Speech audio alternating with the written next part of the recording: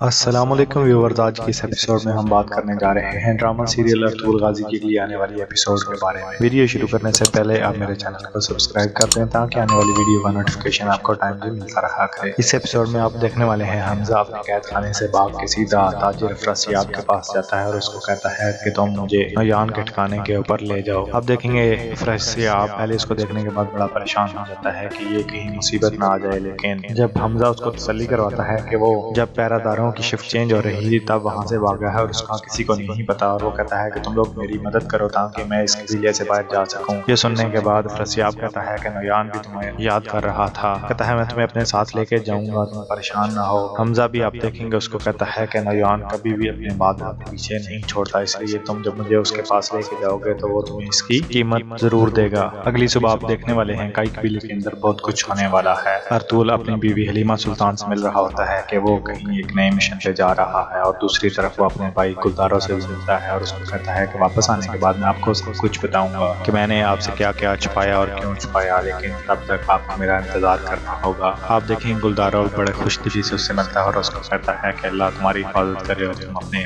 Mission میں کامیاب ہو، اور اللہ تمہیں ہزاروں کامیابیاں دیتا رہے اور تم اس قبیلے کی ایسے ہی حفاظت کرتے رہو۔ دوسری طرف آپ یہ بھی دیکھنے والے ہیں کہ حمزہ افراسیاب کی مدد سے اپنے قبیلے سے نکل رہا ہوتا ہے، تبھی آپ دیکھیں گے گلداروں رستے میں تاجر افراسیاب کو روکتا ہے اور اس کو کہتا ہے کہ تمہارا کام کیسا چل رہا ہے، جس کے جواب میں تاجر افراسیاب اس کو کہتا ہے کہ آپ جیسے ترکوں سے بزنس کرنے کا بہت زیادہ فائدہ ہوتا ہے، اللہ نے اگر چاہا تو دوبارہ میں آپ کے قبیلے آؤں گا اور آپ کے ساتھ تجارت کروں گا۔ گلداروں یہ باتیں کرنے کے بعد تاجر افراسیاب کا سامان دیکھنے کے لیے اس کارٹ کے پاس جاتا ہے، تبھی وہ وہاں رک جاتا ہے۔ آپ دیکھیں گے حمزہ اس کے اندر سے نکلتا ہے اور اس کو اشارہ کرتا ہے کہ سب ٹھیک ہے اور پلان کے مطابق ہو رہا ہے۔ یہ دیکھنے کے بعد گلداروں بھی خوش ہو جاتا ہے کہ اس کا پلان کامیاب ہونے والا ہے، کیونکہ حمزہ نے گلداروں سے وعدہ کیا تھا کہ وہ افراسیاب سے مل کے جو کہ اس قبیلے کے اندر غداری کر رہا ہے وہ نویان تک پہنچ جائے گا کہ وہ اب کہاں رہ رہا ہے۔ اور دوسرا یہ بھی کہ حمزہ گلداروں سے وعدہ کرتا ہے کہ اگر تم مجھے چھوڑ دو تو میں تمہیں نویان کا سر لا کے دوں گا، اور یہ بھی بتاؤں گا کہ اس قبیلے کے اندر اور کون کون غدار ہے، جس کی وجہ سے حمزہ اور گلداروں اس پلان کے اندر شامل ہو جاتے ہیں کہ وہ نویان کی جگہ کا پتہ چلائیں اور اس کو مار دیں، اور دوسرا یہ بھی کہ ان کے قبیلے کے اندر اور کون کون غداری کر رہا ہے۔ آپ دیکھیں گے کہ حمزہ جب تاجر افراسیاب کے ساتھ اس کے سامان میں نکل رہا ہوتا ہے تو گلداروں اپنے سپاہیوں کو کہتا ہے کہ اس کا پیچھا کرو تاکہ پتہ چل سکے کہ یہ حمزہ کو کہاں لے کے جاتے ہیں، اور نویان کی نئی جگہ کا بھی پتہ چل سکے گا۔ ایسے حمزہ اور گلداروں کے درمیان یہی معاہدہ ہوا ہوتا ہے، جس کی وجہ سے گلداروں اس کا ساتھ دیتا ہے، خیمے سے بھاگنے کے لیے روز کو چابی دے دیتا ہے کہ تم رات کے ٹائم جب موقع ملے گا یہاں سے نکل جانا۔ ویورز، اس ایپیسوڈ میں آپ یہ بھی دیکھنے والے ہیں کہ جب گلداروں اپنے ہونے والی بیوی کنچا گل سے پیار محبت کی باتیں کر رہا ہوتا ہے، تبھی اس کے بعد اس کا ایک سپاہی بھاگتا ہوا آتا ہے اور اس کو بتاتا ہے کہ حمزہ قید خانے سے بھاگ چکا ہے، جسے سننے کے بعد آپ دیکھیں گلداروں بالکل پریشان نہیں ہوتا۔ گنچا گل یہ سننے کے بعد بہت زیادہ پریشان ہوتی ہے، وہ کہتی ہے اللہ ہماری حفاظت کرے، لیکن آپ دیکھیں گلداروں اس کو کہتا ہے کہ تم پریشان نہ ہو، اس کے پیچھے بھی کوئی نہ کوئی اللہ کی تدبیر ہوگی۔ اس کو کہتا ہے کہ جو میں جانتا ہوں وہ تم نہیں جانتی، اور جو ہوتا ہے وہ بہتر ہوتا ہے، اس لیے تم پریشان نہ ہو۔ اس کے بعد وہ وہاں سے چلا جاتا ہے۔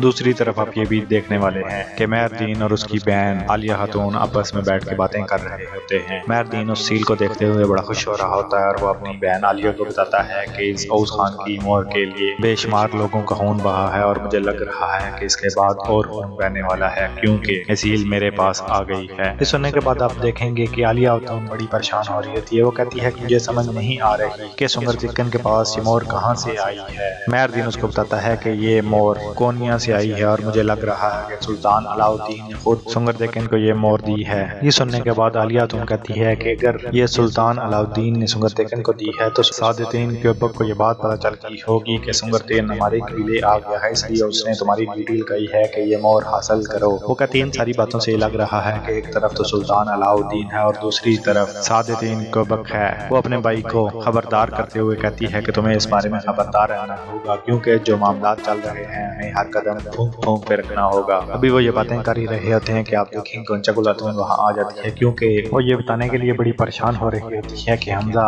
قید خانے سے بھاگ چکا ہے۔ اس ایپیسوڈ میں آپ کو یہ بھی دیکھنے کو ملنے والا ہے کہ جب ارطغرل اپنے ساتھیوں کے ساتھ کہیں نئے مشن پہ جا رہا ہوتا ہے تو وہ رستے میں ایک جگہ پہ رک کے آرام کر رہے ہوتے ہیں، تبھی آپ دیکھیں گے روشان ارطغرل سے کہتا ہے کہ میری جان بھی آپ پہ قربان، لیکن میں یہ پوچھنا چاہ رہا ہوں کہ آپ ہم کہاں جا رہے ہیں۔ آپ یہ بھی دیکھنے والے ہیں روشان کی یہ بات سننے کے بعد بابر بھی بول پڑتا ہے۔ وہ کہتا ہے کہ ارطغرل بھائی، مجھ مجھ سے تو تجسس سے 2 دن سے کھانا بھی نہیں کھانے ہوا کہ ہم کہاں جا رہے ہیں۔ آپ دیکھیں گے ارطغرل ان کی بات سننے کے بعد ان کو کہتا ہے کہ ہم ایک بڑے ہی مشکل مشن پہ جا رہے ہیں۔ وہ کہتا ہے جیسا کہ آپ جانتے ہیں کہ ہم ہر سال کئی نئی جگہ پہ اپنے خیمے لگاتے ہیں۔ وہ کہتا ہے کہ میرا دل چاہ رہا ہے کہ ہم اپنے لیے ایک سرزمین کا انتخاب کریں جہاں ہمارے بچے پھل پھول سکیں۔ ارطغرل ان کو بتاتا ہے کہ میں چاہتا ہوں کہ ہم اللہ کے رہنما اصولوں سے اپنے لیے ایک سرزمین قائم کریں جہاں پہ انصاف و اعتدال کے ساتھ ہم اپنے بچوں کے ساتھ رہیں۔ وہ کہتے ہیں کہ جو لوگ اللہ کی راہ میں لڑتے ہیں اور اللہ کی راہ میں شہید ہوتے ہیں، اللہ بھی انہی کو اپنا ہم نوا اور ساتھی بناتا ہے۔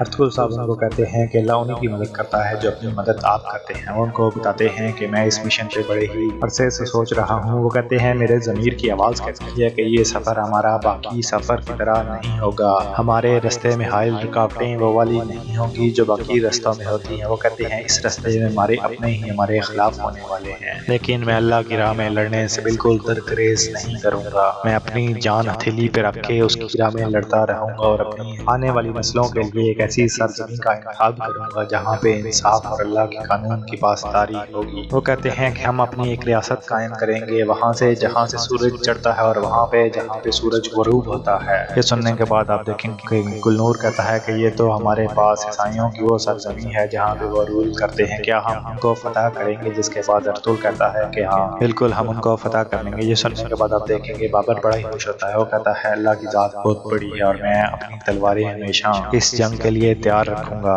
آپ دیکھنے والے ہیں انہی باتوں کے دوران غنی بھی وہاں آ جاتا ہے، وہ ان کے لیے کھانا لے کے آتا ہے۔ وہ سارے دوست کھانا کھاتے ہیں اور اپنے سفر پہ نکل جاتے ہیں۔ ویورز دوسری طرف آپ یہ بھی دیکھنے والے ہیں جیسا کہ افراسیاب حمزہ کو اپنے ساتھ لے کے جا رہا ہے اور شناز خاتون بھی اس نے اپنی قید میں رکھی ہوئی ہے۔ آپ دیکھنے والے ہیں کہ جیسا کہ سب کو یہ پتا چل چکا ہے کہ حمزہ ان کے قبیلے سے بھاگ چکا ہے، جب تیمور کو یہ بات پتا چلتی ہے تو وہ کہتا ہے کہ کیسا ہمارا قبیلہ ہو گیا جہاں پہ ہر کوئی آتا اور جاتا رہتا ہے۔ وہ کہتا ہے ہمارا قبیلہ نہیں بلکہ غداروں کی سرزمین ہو گیا ہے۔ دوسری طرف آپ یہ بھی دیکھنے والے ہیں کہ افراسیاب حمزہ اور شناز خاتون کو لے کے نوجوان کے پاس جا رہا ہوتا ہے کہ تبھی رستے میں اس کو تنگت ملتا ہے۔ تنگت اس کو کہتا ہے کہ تم اس سے آگے نہیں جا سکتے، اس سے آگے ہم تم کو لے کے جائیں گے۔ آپ دیکھیں گے تبھی وہ سامان جب اتارتے ہیں تو اس کے اندر سے شناز خاتون، علادہ اور حمزہ خاتون نکلتے ہیں۔ وہ دونوں ایک دوسرے کو دیکھ کے پریشان ہو جاتے ہیں کیونکہ دونوں کو یہ بات نہیں پتا ہوتی کہ دونوں کہیں لے کے جا رہے ہیں۔ لیکن آپ دیکھیں گے تبھی جب حمزہ افراسیاب کے ساتھ مل کے باتیں کرتا ہے تو شناز خاتون کو یہ پتا چل جاتا ہے کہ یہ ان کے ساتھ ملا ہوا ہے۔ وہ اس کو برا بھلا کہتی ہے، اس کو گالم گلوچ کرتی ہے، لیکن آپ دیکھنے والے ہیں کہ حمزہ کو اس بات کا کوئی اثر نہیں ہوتا کیونکہ جیسا کہ آپ جانتے ہیں وہ گلداروں کے ساتھ مل کے نوجوان کی جگہ کا پتہ لگوانے کی کوشش کر رہا ہے، اس لیے وہ اس بات کا اثر نہیں لیتا کیونکہ وہ چاہ رہا ہوتا ہے کہ نوجوان اور اس کے ساتھی اس کے اوپر پورا اعتبار کریں۔ اندر سے وہ بھی بڑا پریشان ہوتا ہے کہ وہ شناز خاتون کے خلاف کام کر رہا ہے، لیکن آپ دیکھنے والے ہیں کہ وہ اعتماد بحال کرنے کے لیے ان کے ساتھ کام کرتا رہتا ہے۔ دوسری طرف آپ کو یہ بھی دیکھنے کے لیے ملنے والا ہے کہ جیسا کہ گلداروں نے اپنے سپاہی ان کے پیچھے بھیجے ہیں تاکہ ان کا پتہ لگوایا جا سکے، لیکن آپ دیکھنے والے ہیں کہ تنگت کے سپاہی جو کہ جاسوسی کر رہے ہوتے ہیں وہ ان کو پکڑ لیتے ہیں اور ان سب کو مار دیتے ہیں، اور اس کے بعد حمزہ اور شناز خاتون کو نوجوان کے پاس لے کے چلے جاتے ہیں۔ ویورز اس ڈرامے کی آنے والی ایپیسوڈ بہت ہی زیادہ انٹرسٹنگ ہونے والی ہے۔ اگر آپ جاننا چاہتے ہیں کہ آنے والی ایپیسوڈ میں کیا ہونے والا ہے تو آپ میرے چینل کو سبسکرائب کر دیں اور میری ویڈیو کے بارے میں اپنی رائے کا اظہار ضرور کیجیے گا تاکہ آنے والی ویڈیوز آپ کو ٹائملی ملتی رہا کریں۔